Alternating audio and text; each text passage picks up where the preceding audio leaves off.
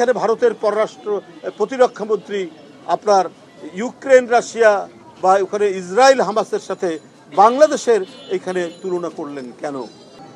আমি গণমাধ্যমের সমস্ত সাংবাদিক ভাইরা এবং এখানে জনগণ যারা আছেন সবাইকে এই ষড়যন্ত্র সম্পর্কে সতর্ক থাকার কথা বলছেন। একটি বিষয় এর মধ্যে আমাদেরকে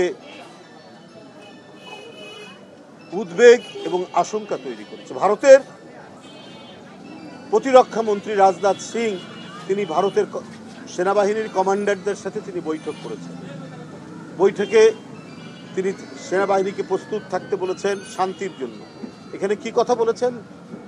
যে যুদ্ধের মাধ্যমে শান্তি প্রতিষ্ঠার জন্য কথা বলেছেন। তার দেশের ব্যাপার, তাদের দেশের নিরাপত্তা, রাষ্ট্রীয় নিরাপত্তার জন্য কথা বলতে পারবে। কিন্তু আমাদের যে বিষয়টি এখানে আমাদেরকে আশঙ্কা তৈরি করেছে, সেখানে কথা বলতে গিয়ে তিনি বলেছেন আজকে বিশ্বব্যাপী রাশিয়া, ইউক্রেন, হামাস এবং বাংলাদেশের পরিস্থিতি পর্যবেক্ষণ করার জন্য বলেছেন। বাংলাদেশের বিষয় আসলো কেন?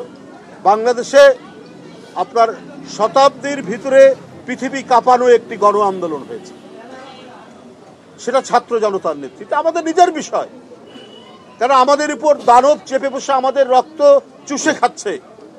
জনগণের পকেট কেটে নিজেরা হাজার হাজার কোটি টাকা তারা বিদেশে পাচার করেছে এবং তাদের বিরুদ্ধে কথা বলতে গেলে শিশু, বাচ্চা, কিশোর, শ্রমিক এদেরকে গুলি করেছে। তাদের বিরুদ্ধে জনতার উত্তাল ঢেউ, তিনি আজকে পালিয়ে চলে গেছে। তো বাংলাদেশে তো স্বাভাবিক অবস্থা বিরাজ করছে। বাংলাদেশ একটি স্বাধীন দেশ, সার্বভৌম দেশ।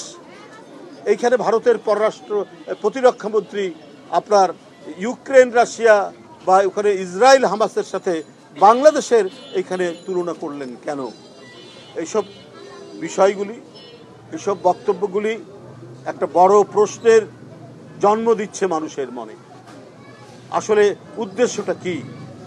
এই জন্য আমি আবারও আপনাদের মাধ্যমে গোটা জাতির সামনে বলতে চাই, মোহাম্মদ সাগররা যে রক্ত দিয়েছে, এই রক্ত হচ্ছে দেশের স্বাধীনতা রক্ষার, এই রক্ত হচ্ছে দেশের সার্বভৌমত্ব রক্ষার, তাদের রক্ত হচ্ছে গণতন্ত্র পুনরুদ্ধারের। এই মহিমান্বিত আত্মদানকে আমরা কলঙ্কিত করতে দেব না। যদি কেউ আমাদের দিকে অশুভ দৃষ্টি নিয়ে তাকায়, আমরা ঠিক তার উপযুক্ত জবাব দিতে প্রস্তুত আছি। কারণ সাগরদের মতো ছেলেরা যদি নিজের জীবন দিয়ে দিতে পারে, এরকম আরো লক্ষ কোটি মানুষ নিজের জীবন দিয়ে এই দেশের স্বাধীনতা, সার্বভৌমত্ব এবং আমাদের গণতন্ত্রের পথ চলাকে, স্বাধীনতা রক্ষা এবং গণতন্ত্রের পথ চলাকে নিশ্চিত করবে।